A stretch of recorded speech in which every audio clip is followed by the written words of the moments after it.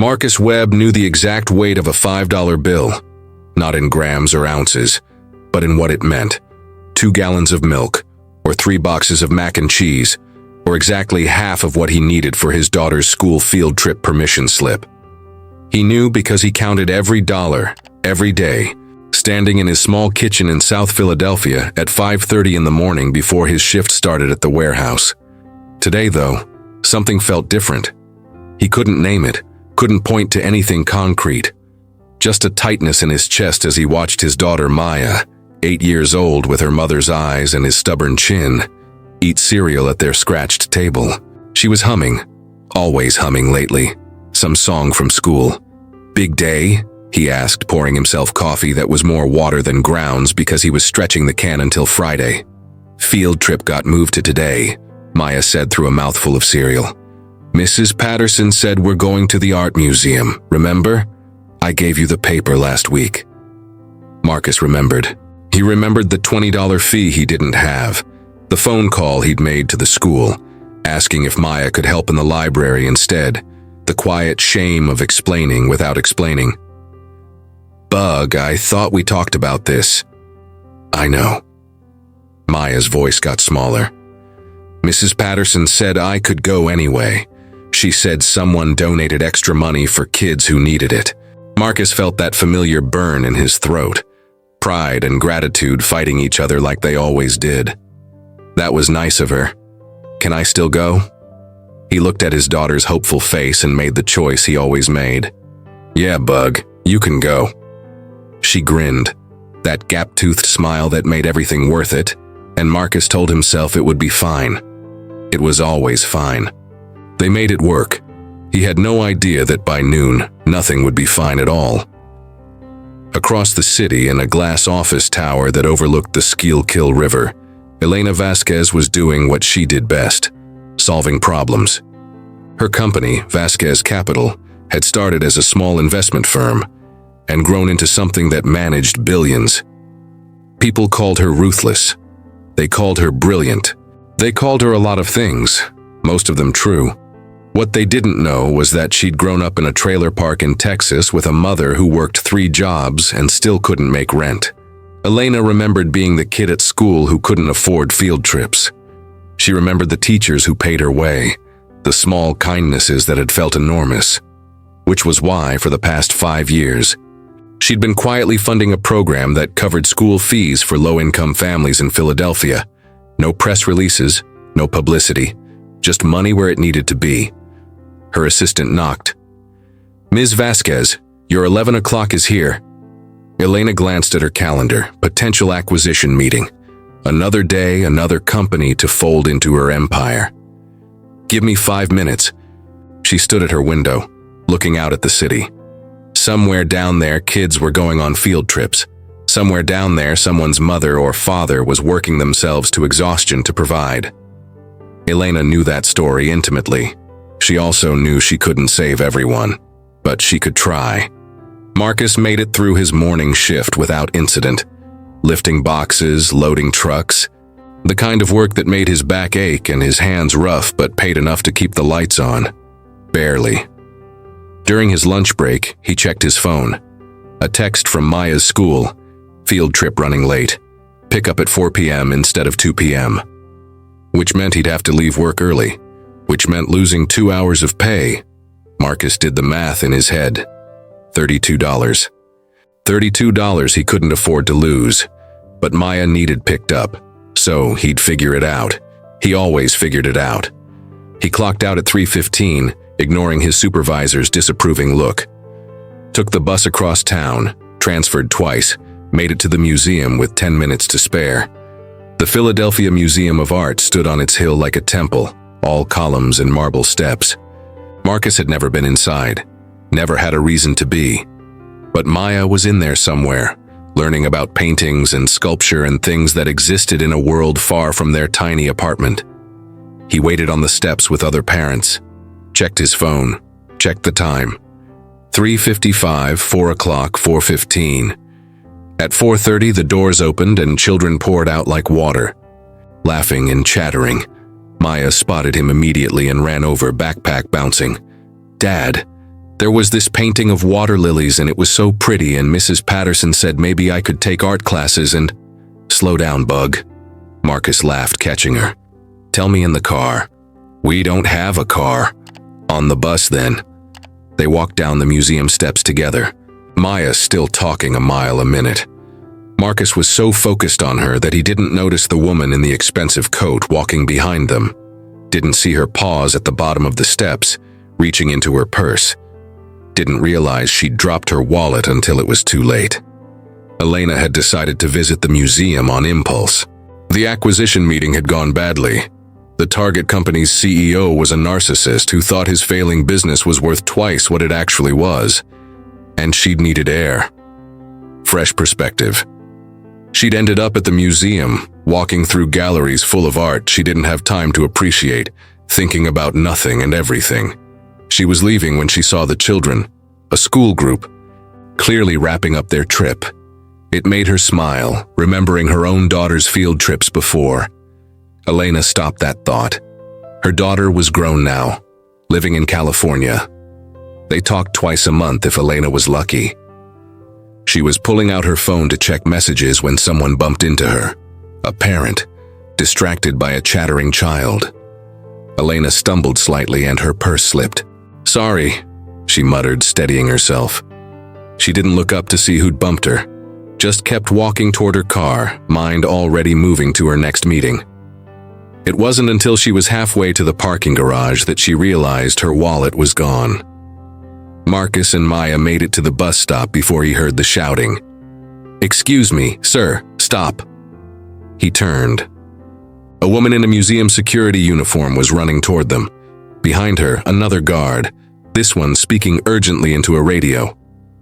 Marcus's stomach dropped. That universal feeling of dread that came from years of being watched, suspected, assumed guilty. Can I help you? He asked, keeping his voice calm, keeping Maya close. Sir, I need you to wait here.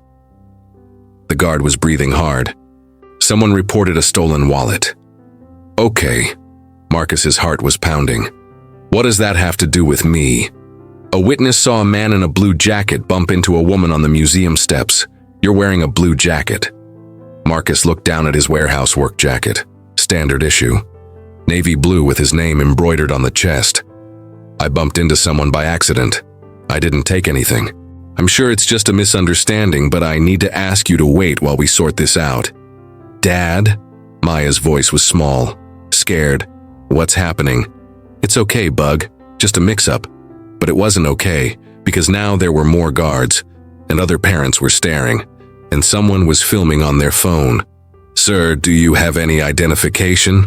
Marcus pulled out his wallet slowly, carefully, handed over his driver's license with hands that wanted to shake but didn't because Maya was watching. The guard examined it, spoke into her radio again, and then the words that made Marcus's blood run cold. Sir, I'm going to need you to empty your pockets. Elena was in the security office when she got the call. They'd found someone, a man, matched the description. Could she come identify him? She walked back through the museum with a guard escort, annoyed at the disruption to her day, but understanding these things happened. Pickpockets targeted museums. It was unfortunate, but not personal.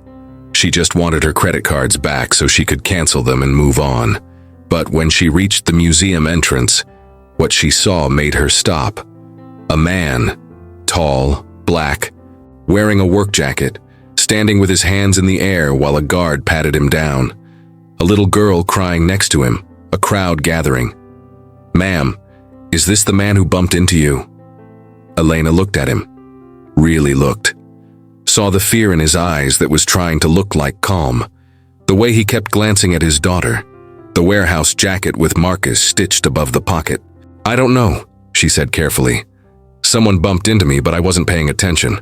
We have a witness who saw this man near you right before you discovered your wallet was missing. Marcus spoke up, voice tight. I didn't take anything. Check my pockets, check my bag, check my daughter's backpack if you want. We don't have your wallet. Dad didn't do anything. Maya was crying openly now. He wouldn't, he's a good person.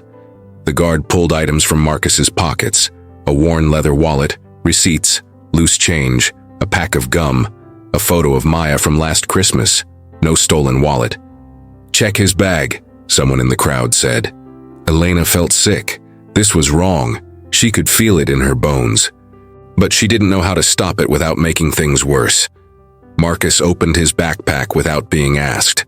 Work gloves, a water bottle, a smashed peanut butter sandwich in a plastic bag, Maya's field trip permission slip. Nothing. "Sir, do you mind if we check your daughter's backpack?" And that's when Marcus's careful control cracked. She's 8 years old. She just spent the day learning about art. She's scared and crying, and you want to treat her like a criminal? It's just procedure. It's not procedure, it's profiling. You stopped me because I'm black and wearing a work jacket, and you made an assumption. The crowd was larger now, phones out, recording. Someone muttered agreement. Someone else said, "Just let them check the bag." Maya was shaking. "Daddy, it's okay, Bug." Marcus knelt down, eye level with his daughter. "They're going to look in your backpack, and they're not going to find anything because you didn't take anything, and then we're going to go home." But his hands trembled as he unzipped Maya's backpack. Elena couldn't watch anymore. She pushed forward through the crowd. "Stop," she said. Her voice carried. Years of boardroom negotiations had taught her how to command attention. "Stop this right now." The guard turned. "Ma'am, we're just trying to recover your property." "By terrorizing a child?" Elena looked at Maya, at her tear-stained face and shaking hands. "By humiliating her father in front of a crowd? This isn't helping anyone. Ma'am, we have protocols." "I don't care about your protocols. I care that you've turned a lost wallet into a public spectacle." Elena stepped closer to Marcus and Maya. "I'm sorry. This is my fault. I should have been more careful." Marcus looked at her, really looked at her for the first time. "You don't have to apologize for them." "I'm apologizing for this situation, for what they're putting you through." "We didn't take your wallet," Marcus said quietly. "I promise you, I wouldn't. I couldn't teach my daughter right from wrong, and then..." His voice broke. "We didn't take it. I believe you." The guard stepped in. "Ms. Vasquez, with all due respect, we still need to complete our investigation. Your investigation is over." Elena's voice was steel. "This man is not a suspect. You will not search his daughter's belongings, and you will apologize to both of them for this treatment." "But the witness made a mistake. People make mistakes. What you're doing right now, this is worse than a mistake. This is harassment." The crowd shifted. Some people nodded. Others looked uncomfortable. The phones kept recording. The guard hesitated. Radio chatter. Someone was talking in her ear. Finally, "Sir, you're free to go. We apologize for the inconvenience." Inconvenience. Like that word covered even a fraction of what had just happened. Marcus picked up his backpack with hands that were steadier now but still angry. "Come on, Maya." "Wait," Elena said, "please." He turned, and the look on his face was complicated, grateful and furious and exhausted all at once. "Thank you," he said, "for stopping it. I should have stopped it sooner. You stopped it. That's more than most people would do." Elena looked at Maya, who had stopped crying but whose face was splotchy and whose hands were still clutching her father's jacket. "I'm so sorry you had to see that they treated your dad that way." Maya didn't respond, just pressed closer to Marcus. "We should go," Marcus said. "Can I?" Elena pulled out a business card, then hesitated. It felt ridiculous, patronizing, but she handed it over anyway. "If there's any fallout from this, if the museum gives you trouble, or if anyone recorded something that causes problems, call me. I'll handle it." Marcus looked at the card. Elena Vasquez, CEO, Vasquez Capital. He almost laughed. "You're the person who paid for Maya's field trip." Elena blinked. "What?" "The donation, the one that covered fees for kids whose parents couldn't afford it. That was you, wasn't it?" How did you?" "The coordinator mentioned your company name when I called to ask about it. She wasn't supposed to, but she was excited. Said you'd been helping for years." Marcus's jaw tightened. "So you pay for my kid's field trip and then watch her get treated like a thief. Hell of a day." "Mr. Webb, we're going home." He took Maya's hand. "Thank you for the field trip money. Thank you for stopping this, but I need to get my daughter somewhere safe now." Elena watched them walk away, and something in her chest felt wrong, hollow and sharp at the same time. She'd stopped the situation, but she hadn't prevented it, and that distinction felt enormous. Marcus held it together on the bus, held it together walking up the stairs to their apartment, held it together while Maya went to her room and closed the door quietly, which was worse than if she'd slammed it. Then he sat on his couch in his empty living room and put his head in his hands. He'd been accused before. Of course he had. There wasn't a black man in America who hadn't been followed in a store, watched with suspicion, treated like a threat for existing. But Maya had never seen it happen. He'd been so careful to shield her from that reality for as long as possible. Today, she'd learned, and he couldn't protect her from the knowledge anymore. His phone buzzed. A text from his supervisor. "Need to talk about you leaving early. Call me." Marcus closed his eyes. Of course. Of course this day would get worse. A soft knock on his door. "Dad?" "Yeah, Bug?" Maya came in holding her favorite stuffed elephant. She only brought out Peanut when things were really bad. "Are you okay?" Marcus opened his arms and she climbed onto his lap like she used to when she was smaller. "I'm okay. I'm sorry you had to see that." "Why did they think you stole something?" "Because..." How did he explain this? How did he give her truth without stealing her innocence? "Because sometimes people make assumptions about other people based on what they look like instead of who they are. That's not fair." "No, Bug, it's not. You didn't do anything wrong. I know. The lady believed you, the fancy lady." Marcus thought about Elena Vasquez, about the way she'd stepped forward when she didn't have to. "Yeah, she did. Is she nice?" "I think so. I think she tried to help." Maya was quiet for a long moment. "I don't want to go on field trips anymore." Marcus's heart broke a little more. "Yes, you do. You love the museum. But what if nothing? You deserve to see art and learn things and have experiences. What happened today was wrong, but it doesn't mean we hide." "I'm scared," Maya whispered. "Me too, Bug, me too." They sat there together while the afternoon light faded. And Marcus wondered how many other fathers were having this same conversation. How many other children were learning that the world wasn't safe, wasn't fair, wasn't kind to people who looked like them. His phone rang, the supervisor. Marcus ignored it. Then it rang again, a number he didn't recognize.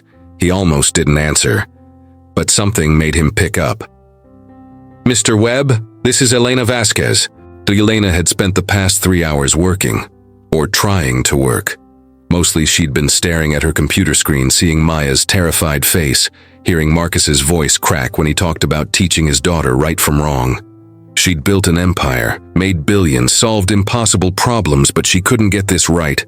Finally, she'd called her assistant. "Find out everything you can about Marcus Webb. Quietly." "What kind of everything?" "Employment, housing, family situation. I want to know what he needs." Her assistant had paused. "Are we doing another charity thing?" "No, this is personal." 20 minutes later, Elena had a file. Marcus Webb, 32 years old, widower, worked at a warehouse, behind on rent, no car, no savings. Raising his daughter alone on an income that barely qualified as living wage. Elena had seen these numbers before. She understood them intellectually, but seeing them attached to a specific person, to the man whose daughter had cried while guards searched his pockets, made them real in a way they hadn't been before. She picked up her phone before she could overthink it. "Ms. Vasquez," Marcus's voice was careful. "I didn't expect to hear from you. I wanted to check on Maya, on both of you. Make sure you're okay." "We're fine." He wasn't fine. Elena could hear it. "I also wanted to apologize again. What happened shouldn't have happened." "You already apologized, you don't need to." "Actually, I do. Because I've been thinking about it all afternoon. About how I fund programs and write checks and tell myself I'm helping. But I don't actually see the people I'm helping. Not really. Today I saw. And it wasn't enough." Marcus was quiet for a moment. You stopped them from searching Maya's bag, from making it worse. That was enough. It shouldn't have gotten that far in the first place. You didn't make it happen. No. But I benefited from the system that did. I'm a wealthy woman in an expensive coat, and they believed me without question. You're a working father in a warehouse jacket, and they assumed you were guilty. That's not random. That's not an accident. Ms. Vasquez, Elena, please. Another pause. Elena, I appreciate what you're saying. I do. But I've had this conversation 1,000 times with well-meaning people who feel bad for an hour and then forget about it. If you want to help, you're already helping. Your program paid for Maya's field trip. That mattered. What else can I do? Nothing. We're fine. But he wasn't fine, and Elena knew it. Let me ask you something. If money wasn't an object, what would you do? For Maya? For yourself? That's not a real question. Pretend it is. Marcus laughed, but it was bitter. I'd get a better job, one with benefits and regular hours so I could be home when Maya gets out of school. I'd move to a safer neighborhood. I'd sign her up for art classes because she's been talking about that museum all night. Even after everything that happened, He stopped. It doesn't matter. Money is an object. This is my reality. What if it didn't have to be? Are you offering me charity? I'm offering you options. I don't need your pity. Good, because I'm not offering pity. I'm offering an opportunity. Elena took a breath. My company is opening a new community center. After-school programs, tutoring, art classes. We need someone to manage the facility. It's not glamorous, but it's 40 hours a week, benefits, consistent schedule. I think you'd be good at it. Silence. Then, you're offering me a job. I'm offering you an interview. What you do with it is up to you. Why? Because Maya deserves art classes. And because you deserve better than being accused of theft when you're just trying to pick up your daughter. And because I have the power to change someone's circumstances, and today made me realize I should be using that power more directly. This is charity, Marcus said quietly. No, charity would be handing you money and feeling good about myself. This is offering you work, real work. If you're not interested or not qualified, that's fine. But don't say no because of pride. Pride doesn't keep the lights on. Marcus didn't respond right away. Elena could hear him breathing, thinking. When's the interview? He finally asked. 3 days later, Marcus stood outside a building in a neighborhood he'd never had reason to visit. The address Elena had given him led to a renovated warehouse, all exposed brick and huge windows, nothing like the places he was used to. He was early, couldn't help it. Being late meant losing opportunities, and he couldn't afford that. Inside, the space was still under construction, drop cloths and paint cans, the smell of new drywall, but he could see what it was becoming. Open rooms, natural light, safe spaces for kids who needed them. You're here. Elena emerged from an office in the back. She was dressed differently than at the museum. Still expensive, but more casual, less intimidating. Thanks for coming. Thank you for offering. They stood there awkwardly for a moment. Then Elena gestured to the office. Want to sit? The interview wasn't what Marcus expected.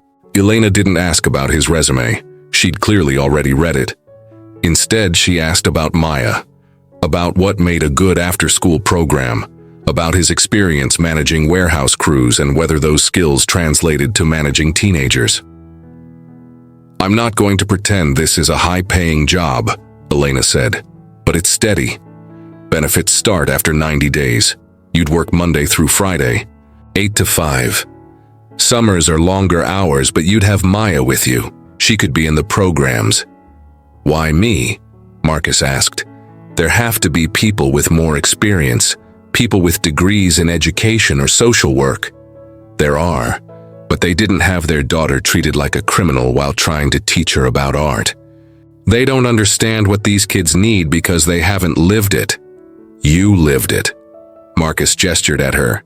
Your assistant said you grew up poor. I did, but I got out. I have the privilege of distance now. You don't. You're still in it. That perspective matters. Marcus looked around the space. Imagined Maya in art classes here. Imagined not having to choose between rent and groceries. Imagined breathing. When would I start? Elena smiled. Is that a yes? That's a, I need to know what I'm agreeing to before I agree. Smart. She pulled out a folder. Here's the contract. Benefits package, salary schedule. Take it home, read it, talk to Maya. If you want the job, it's yours. Marcus took the folder carefully, like it might disappear if he grabbed too hard. This is real. It's real.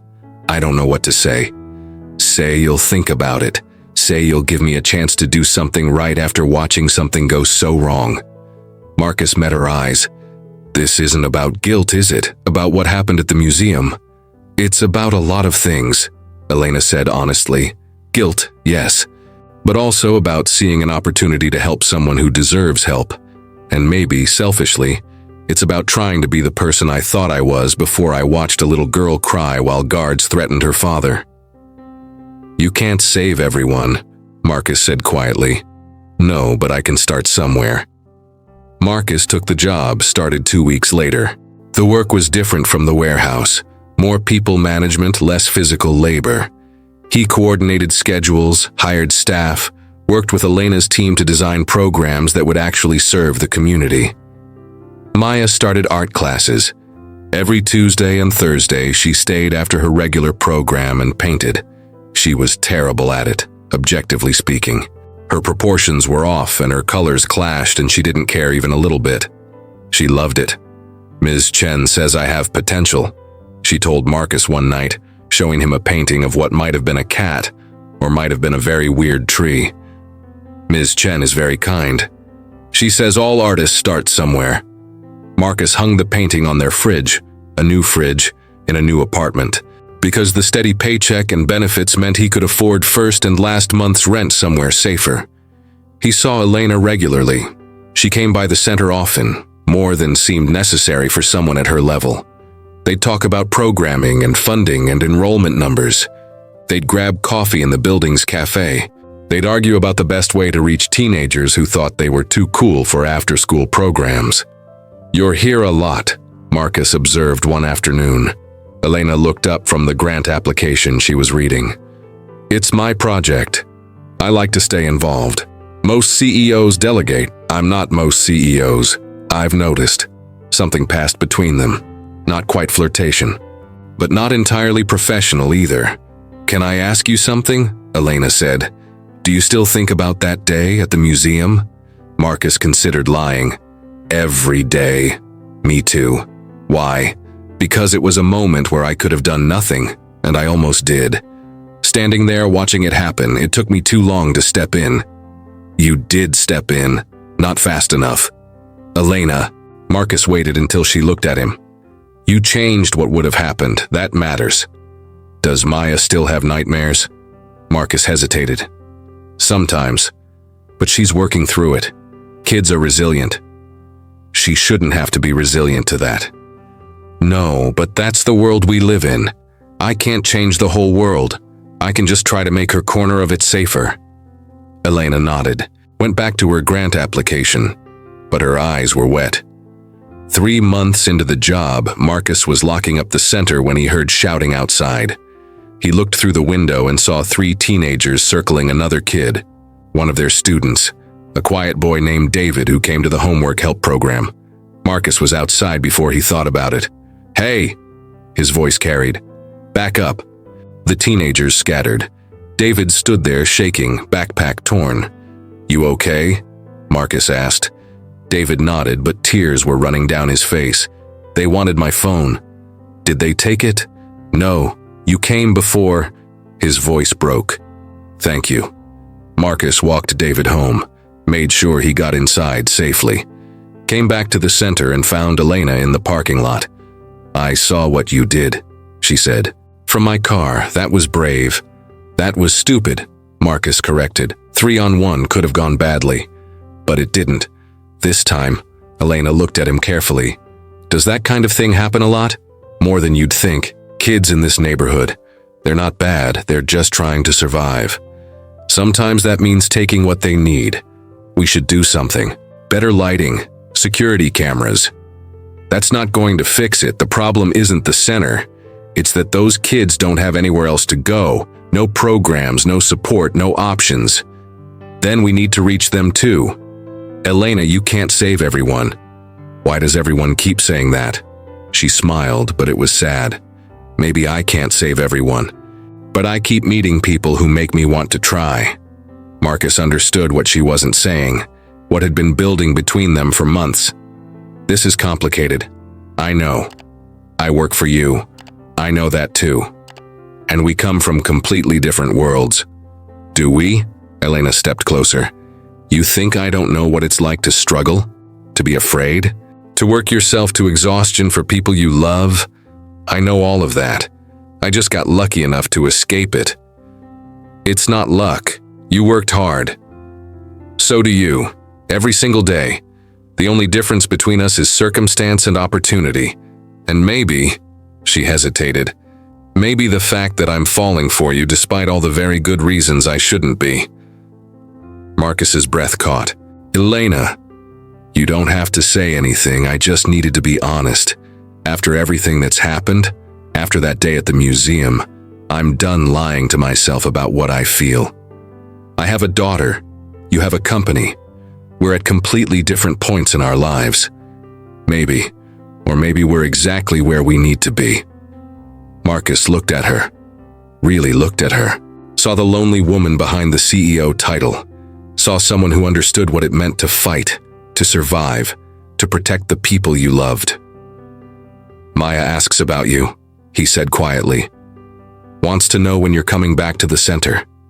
She's been working on a painting for you. Tell her I'll be there tomorrow. Elena. Just tell her that. We can figure out the rest later. And later came sooner than expected.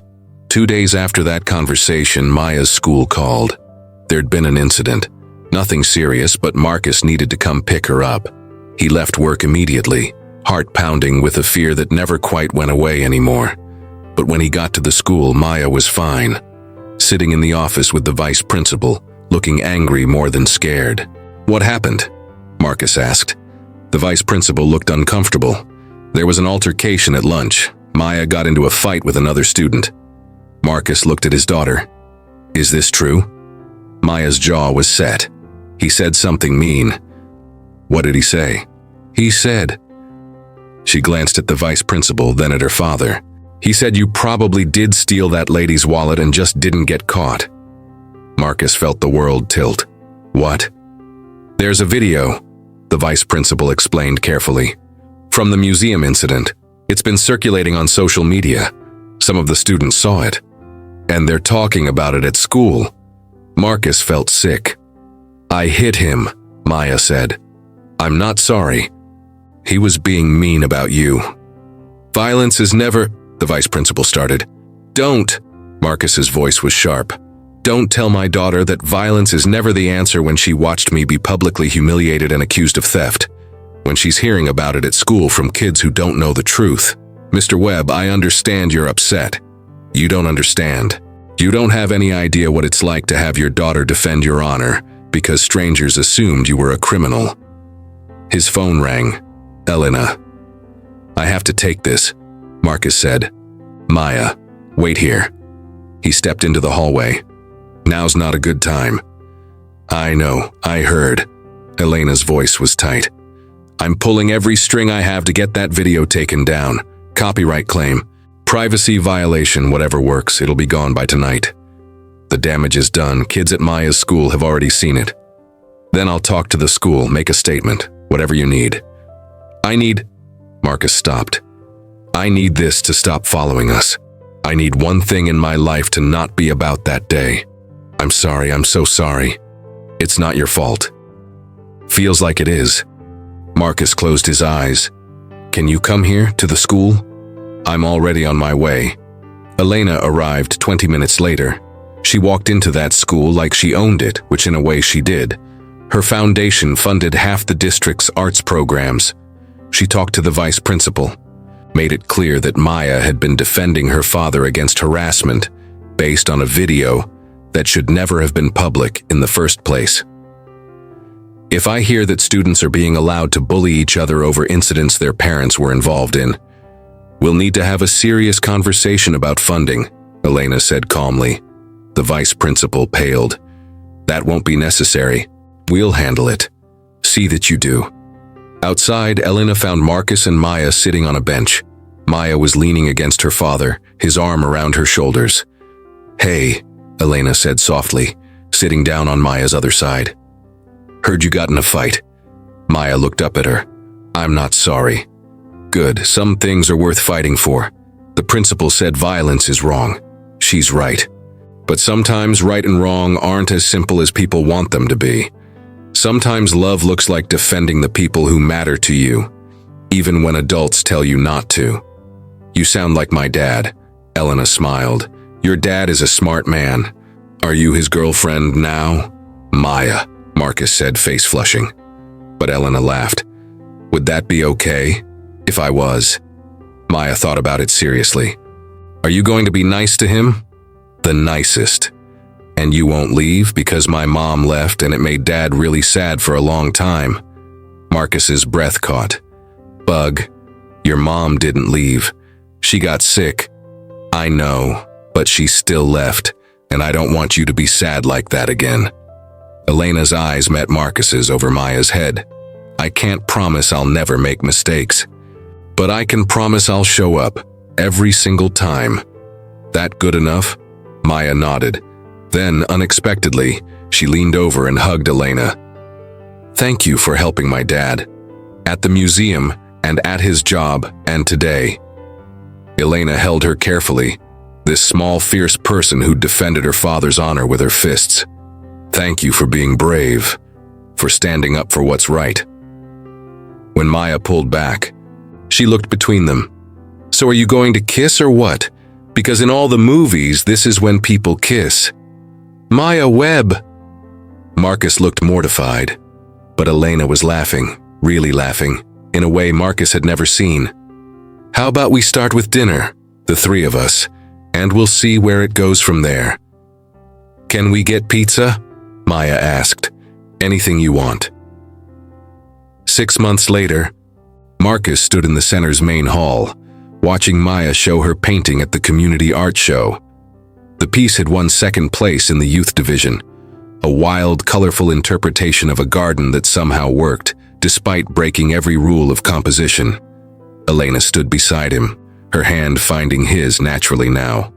They'd figured out the complications. HR had been involved, paperwork had been filed, and Marcus had been moved to report to someone else in the organization. It was official now. Real. She's amazing, Elena said, watching Maya explain her painting to a group of adults who were genuinely interested. She gets it from her mom, Marcus replied, the fearlessness. And from you, the heart. Maya spotted them and waved. They waved back. Thank you, Marcus said quietly. For all of this. For what? For seeing me that day. For not looking away when you could have. Elena squeezed his hand. Thank you for letting me in, for showing me what actually matters. They stood together in the center Marcus managed, and Elena funded, watching the daughter they both loved explain her art to anyone who'd listen. The museum incident felt far away now, though it would never disappear completely. Some scars remained. But here, in this moment, surrounded by kids creating and learning and being safe, it felt like enough. More than enough. It felt like healing.